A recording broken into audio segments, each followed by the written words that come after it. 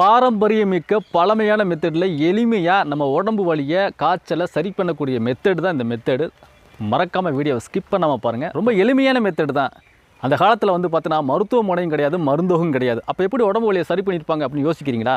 ஒன்றும் இல்லைங்க, எங்கள் பாட்டி சொன்ன வைத்தியம் தான் இந்த முறை. வெத்தலையில் ஓமம் கலந்து சாப்பிட்ற மெத்தடு தான் இந்த மெத்தடு. ரொம்ப எளிமையானது, ஈஸியானது, எங்குமே கிடைக்கக்கூடிய மெத்தடு தான் இந்த மெத்தடு. வாங்கி பயன்படுத்தி பாருங்கள், உங்களுக்கு உடம்பு வலி காய்ச்சல் கட்டாயம் சரியாகும். இந்த வைத்திய முறையை எங்கள் பாட்டி எனக்கு சொல்லிக் கொடுத்தாங்க. அந்த வைத்திய முறை தான் இது. ஒன்றும் இல்லை, வெத்தலை ஓமம். இங்கே பாருங்களேன், இந்த வெத்தலை ஓமம் கடையில் கேட்டால் கிடைக்கும். இந்த ஓமத்தை வச்சுக்கிட்டு கொஞ்சம் ஓமம், இது எப்படின்னா வெத்தலையில் வந்து ஓமத்தை வச்சு அப்படியே மடக்கி சாப்பிட்ற மெத்தடு தான் இந்த மெத்தடு.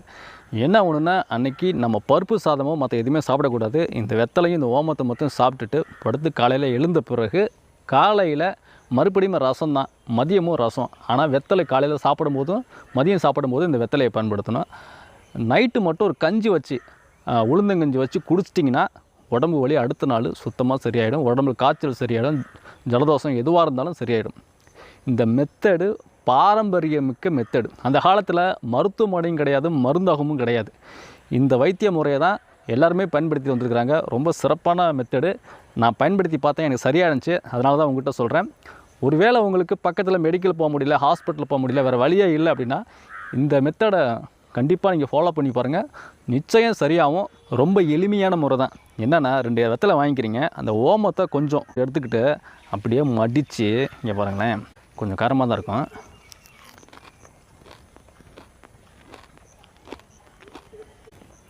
உள்ளே வந்து காரமாக தண்ணி வரும், அதை அப்படியே விழுங்கிருங்க. கொஞ்சம் கொஞ்சமாக விழுங்க.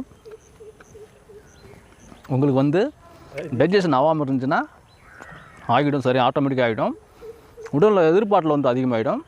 2வது, உங்களுக்கு நல்ல மோஷன் ஃப்ரீயாக போகும். காலையில் உங்களுக்கு உடம்பு தெளிவாக இருக்கும், வயிறும் தெளிவாக இருக்கும், ஜுரமும் காணாமல் போயிடும். ஒருவேளை கோல்டு ஏதாவது அட்டாக் ஆகிருந்துச்சுன்னா அதுவும் உடனே சரியாயிடும்.